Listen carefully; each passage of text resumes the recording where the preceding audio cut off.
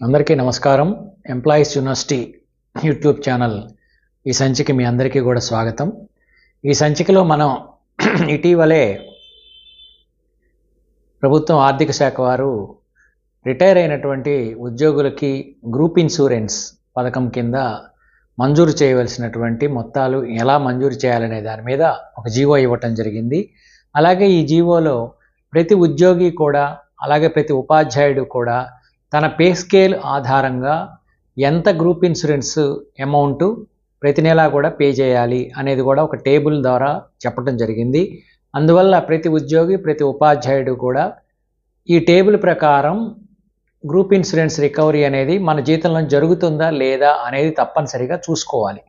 ఒకవేళ కనుక అలా జరగకుండా తక్కువ అమౌంట్ రికవరీ చేసినట్లయితే 7.1% వడ్డీతోటి ఈ గ్రూప్ ఇన్సూరెన్స్ అమౌంట్ రికవరీ చేయమని కూడా రాశారు.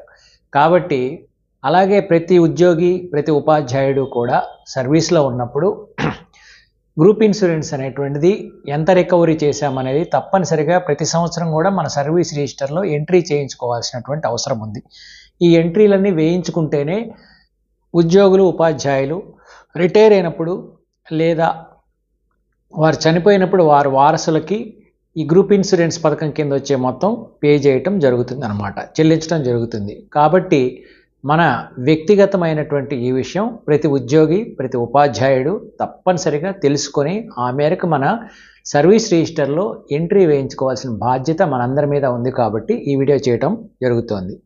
ముఖ్యంగా ఏంటంటే ఇటీవలే 1/4/24 నుంచి 36/24 వరకు అంటే 24-25 ఫైనాన్షియల్ ఇయర్లో మొదటి 3 నెలల్లో రిటైర్ అయినటువంటి ఉద్యోగుల విషయంలో ఈ జీవో ఇవ్వటం జరిగిందనమాట. అంటే 31/7/24 కానీ ఆ తర్వాత కానీ రిటైర్ అయిన ఉద్యోగులకి ఇంకా ఈ జీవో రాలేదు. సో ఈ 3 నెలల్లో రిటైర్ అయిన వాళ్ళకి ఈ జీవో ప్రకారం మనం తుది చెల్లింపు చేయవచ్చు అనమాట. ఇదేంటంటే GOMs number 1 finance department dated 3/1/2025 ఈ తేదీలో మనకి ఈ జీవో ఇవ్వటం జరిగింది. ఈ జీవో ప్రకారం ఏంటంటే ప్రతి ఉద్యోగి ప్రతి ఉపాధ్యాయుడు గమనించవలసిన విషయం ఏంటంటే మనం కొత్తగా ఉద్యోగంలో చేరినప్పుడు ఖచ్చితంగా గ్రూప్ ఇన్సూరెన్స్ ఎంట్రీ అనేది ఎస్ఆర్లో వేయించుకోవాలి. ఇది మొట్టమొదటి.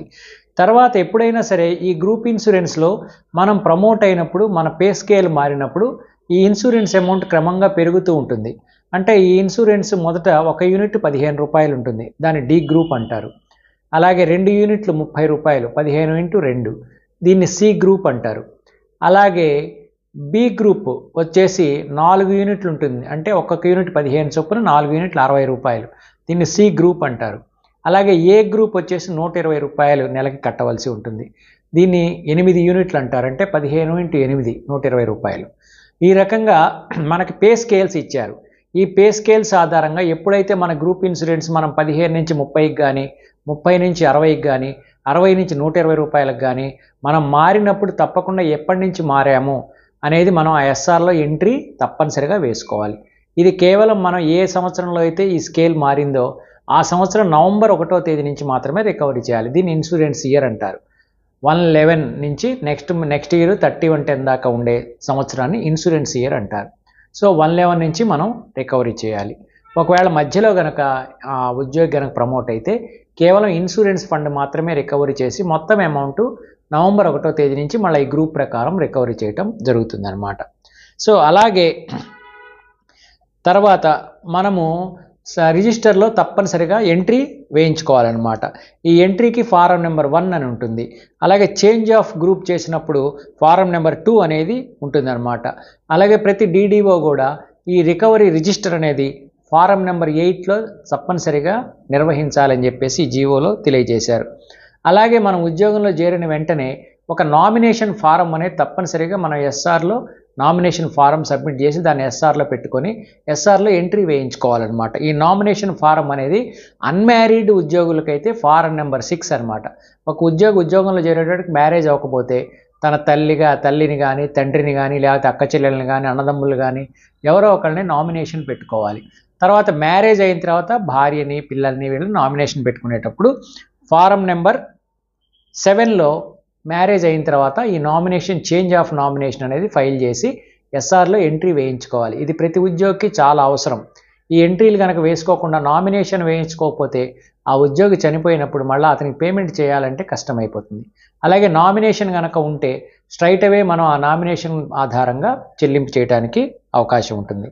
అలాగే ఈ ఎంప్లాయీస్కి మనం క్లెయిమ్ చేసేటప్పుడు చివరిలో అమౌంట్ క్లెయిమ్ చేసేటప్పుడు మనము రిటైర్ అయినటువంటి ఉద్యోగులు అంటే డెత్ కాకుండా మిగిలిన రిటైర్ అయినటువంటి ఉద్యోగులకైతే ఫారం నెంబర్ 3లో ఈ బిల్లు వేసి క్లెయిమ్ చేయవలసి ఉంటుంది.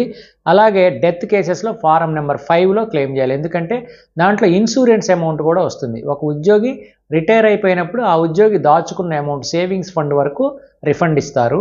అలాగే ఒక ఉద్యోగి చనిపోయినట్లయితే ఈ సేవింగ్స్ ఫండ్తో పాటు ఇన్సూరెన్స్ ఫండ్ కూడా ఇస్తారు. ఈ ఇన్సూరెన్స్ ఫండ్ ఏంటంటే ఆ ఉద్యోగి 15 రూపాయలు కడుతూ చనిపోతే 15,000 రూపాయలు ఇన్సూరెన్స్ ఫండ్ వస్తుంది. 30 రూపాయలు కడుతూ చనిపోతే 30,000 వస్తుంది. 60 రూపాయలు కడుతూ చనిపోతే 60,000 ఇన్సూరెన్స్ ఫండ్ వస్తుంది. 120 రూపాయలు కడుతూ చనిపోతే 1,20,000 రూపాయలు అంటే ఒక్కొక్క రూపాయికి 1,000 రూపాయలు అనమాట. 1,20,000 ఇన్సూరెన్స్ ఫండ్గా కూడా చనిపోయిన ఉద్యోగులకు వస్తుంది. కాబట్టి ఇలా వేసేటప్పుడు ఏంటంటే డెత్ క్లెయిమ్స్లో ఫారం 5లో మనం క్లెయిమ్ చేయాలి. రిటైర్మెంట్గా అదర్ దాన్ డెత్ క్లెయిమ్స్లో ఫారం నెంబర్ 3లో క్లెయిమ్ చేయాలన్నమాట. దీనికి సంబంధించి మనం బిల్లు క్లెయిమ్ చేసేటప్పుడు ఇది ఒక హెడ్ ఆఫ్ అకౌంట్ గవర్నమెంట్ ఇవ్వటం జరిగిందనమాట. అదేంటంటే 8011 insurance and pension funds, 107 group insurance, 01 state government employees, అలాగే 001 ఇన్సూరెన్స్ ఫండ్ 001లో క్లెయిమ్ చేయాలి. 002 సేవింగ్స్ ఫండ్ రిటైర్ అయిన వాళ్ళకి 002లో క్లెయిమ్ చేయాలి. 003 ఇంట్రెస్ట్ అనమాట. ఒకవేళ ఇంట్రెస్ట్ ఏదన్నా రికవరీ చేయాలన్నా పే చేయాలన్నా ఆ ఇంట్రెస్ట్ ఫండ్ అనమాట. సో 8011, 107, 01, 001 ఆర్ 002 ఆర్ 003 ఈ హెడ్ కింద మనం బిల్లు క్లెయిమ్ చేయవలసినటువంటి అవసరం ఉంటుందన్నమాట. అయితే ఈ జీవోలో ఏం చెప్పారంటే drawing officer is the whole and sole responsible for proper recovery of the insurance amount, subscription amount. ఈ ప్రీమియం అమౌంట్ ఎంత ఉందో అది ఈ గ్రూప్స్ ప్రకారం ఖచ్చితంగా డ్రాయింగ్ ఆఫీసర్ చేయాలి. ఒకవేళ డ్రాయింగ్ ఆఫీసర్ లెస్ రికవరీ చేస్తే ఆ డ్రాయింగ్ ఆఫీసర్ మీద యాక్షన్ తీసుకోమని కూడా చెప్పారు. కాబట్టి మనం ఇప్పుడు ఎంత రికవరీ చేయాలి అనేది 4 గ్రూపుల్లో ఎంత రికవరీ చేయాలనేది కూడా ఈ జీవోలో చెప్పారు. ఆ అమౌంట్ కూడా మనం చూద్దాం. ఫస్ట్ది ఏంటంటే డి గ్రూప్. డి గ్రూప్ అంటే మనకి ఈ రివైజ్డ్ పే స్కేల్ 2022లో మనకి గ్రేడ్స్ ఇచ్చారు. 1 నుంచి 32 గ్రేడ్స్ ఉన్నాయి పే స్కేల్స్. మనం పే స్కేల్స్ ఓపెన్ చేసి చూస్తే గ్రేడ్ అని ఉంటుంది, ఎగ్జిస్టింగ్ స్కేలు, రివైజ్డ్ స్కేల్ అని ఉంటుంది. సో ఆ గ్రేడ్ 1 నుంచి గ్రేడ్ 6 వరకు 1 నుంచి 6 వరకు ఉన్న గ్రేడ్స్ అంటే ఇవన్నీ క్లాస్ 4 పోస్టులు అనమాట. పిఆర్సీ 2022లో 20,076,720 అనే పే స్కేల్ నుంచి ప్రారంభమవుతుంది. ఈ 1 to 6 గ్రేడ్స్కి మనం 1 యూనిట్ కింద 15 రూపాయలు ప్రతి నెల రికవరీ చేయాలి. అలాగే గ్రూప్ సి, ఇది గ్రూప్ డి అంటారు. గ్రూప్ సి వచ్చేసి దీనికంటే కొంచెం పెద్దదనమాట. దాంట్లో 2 యూనిట్స్ అంటే 15 + 15 30 రూపాయలు నెలకి రికవరీ చేస్తాం. ఇదేంటంటే 7వ గ్రేడ్ నుంచి 12వ గ్రేడ్ వరకు ఉన్న టైం స్కేల్లో పనిచేస్తున్న ఉద్యోగులకి నెలకి 30 రూపాయలు రికవరీ చేయాలి. అలాగే గ్రేడ్ బి దీంట్లో 60 రూపాయలు రికవరీ చేస్తాం. అంటే 4 యూనిట్లు అనమాట. 1 యూనిట్ 15 రూపాయలు, 4 యూనిట్లు 60 రూపాయలు రికవరీ చేయటం ప్రతి నెల జరుగుతుంది. ఇది ఏంటంటే గ్రేడ్ 12 నుంచి గ్రేడ్ 19 వరకు ఉన్న టైం స్కేల్లో ఉన్నటువంటి ఉద్యోగులకి ఈ రికవరీ చేయాలి. తర్వాత గ్రూప్ ఏ వచ్చేసి గ్రేడ్ 20 నుంచి గ్రేడ్ 32 వరకు ఉన్నటువంటి టైం స్కేల్లో పనిచేస్తున్న ఉద్యోగులకి నెలకి 120 రూపాయలు అంటే 8 యూనిట్లు అనమాట. 15 × 8 120 రూపాయలు చొప్పున రికవరీ చేయాలి. కాబట్టి మీరు ఇప్పుడు ఉద్యోగం చేస్తున్నప్పుడు ఒకసారి మీ ఎస్ఆర్ చూసుకొని మీ టైం స్కేల్ ఎంత ఉంది పిఆర్సీ 22లో చూసుకొని మనం ఏ గ్రేడ్లో ఉన్నామనేది చూసుకొని మనం ఎంత రికవరీ కట్టాలి, 15 రూపాయలు కట్టాలా, 30 కట్టాలా, 60 కట్టాలా, 120 కట్టాలా అనేటువంటి విషయం చూసుకొని ఖచ్చితంగా మనకు అంత రికవరీ అవుతుందా లేదా ఒకసారి మనం గమనించుకొని ఒకవేళ లెస్ రికవరీ అవుతుంటే ఆ లెస్ రికవరీకి సంబంధించి కూడా మన అమౌంట్ పే చేసి ప్రాపర్ రికవరీ మనం జరిగేటట్టుగా చూసుకోవాలి. ఇది మన బాధ్యత. ఎందుకంటే ఒక ఉద్యోగి చనిపోయినప్పుడు ఆయన 60 రూపాయలు కడుతూ చనిపోతే 60,000 ఇన్సూరెన్స్ వస్తుంది. 120 రూపాయలు కడుతూ చనిపోతే 1,20,000 వస్తుంది. సో ప్రాపర్ రికవరీ అనేది డ్రాయింగ్ ఆఫీసర్ రెస్పాన్సిబిలిటీ అయినప్పటికీ కూడా ప్రతి ఉద్యోగి మన సంక్షేమం దృష్ట్యా మనం సరైన అమౌంట్ కడుతున్నామా లేదా అనేది మనం చూడాలి. ఈ రకంగా చూసిన తర్వాత ఇప్పుడు మనం పేమెంట్ చేసేటప్పుడు ఎలా పేమెంట్ చేయాలి, ఇందాక చెప్పుకున్నాం కదా ఒక హెడ్ ఆఫ్ అకౌంట్, ఆ బిల్లు ఎలా ప్రిపేర్ చేయాలంటే మనకి ఈ జియోలోనే అనెక్సర్స్ కూడా ఇచ్చాడు. ఈ అనెక్సర్ 1 అండ్ అనెక్సర్ 2 ప్రకారం మనం పేమెంట్ చేయవలసి ఉంటుందన్నమాట. ఈ పేమెంట్ ఎలా చేయాలి, ఏ నియమ నిబంధనలు పాటించాలి, ఎలా చేయాలనే విషయాన్ని నేను మీకు వచ్చే వీడియోలో తెలియజేస్తాను.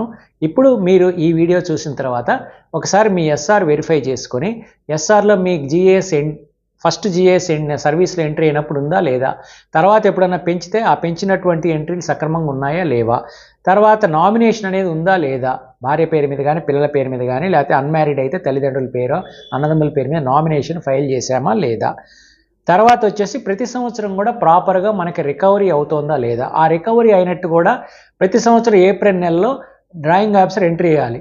1/4/24 నుంచి 31/3/25 వరకు ప్రతి నెల ఈయన పే బిల్లో గ్రూప్ డి కింద నెలకు 15 రూపాయల చొప్పున రెగ్యులర్గా రికవరీ చేయటం జరిగింది అని ఎంట్రీ చేయాలి. ఈ ఎంట్రీ ఉందా లేదా, ఈ 4 మీరు ఒకసారి ఎస్ఆర్లో వెరిఫై చేసుకోండి. తరువాత వీడియోలో ఈ రిటైర్ అయిన ఉద్యోగులకు ఎలా క్లెయిమ్ చేయాలనే విషయం నేను తెలియజేస్తా. ఉద్యోగులకు అత్యంత వ్యక్తిగతంగా అవసరమైనటువంటి వీడియో మీకు నచ్చినట్టయితే లైక్ చేయండి. మీ మిత్రులైనటువంటి ఉద్యోగులు ఉపాధ్యాయులుగా రిటైర్ అయిన వాళ్ళకు కూడా షేర్ చేయండి. అలాగే ఇప్పటివరకు మీరు ఎంప్లాయీస్ యూనివర్సిటీ యూట్యూబ్ ఛానల్కి సబ్స్క్రైబ్ చేసుకోకపోతే మరిన్ని సర్వీస్ విషయాలు తెలుసుకోవడం కోసం తక్షణమే సబ్స్క్రైబ్ చేసుకోండి. సర్వే జన సుజనా భవంతు, సర్వే సుజనా సుఖినో భవంతు.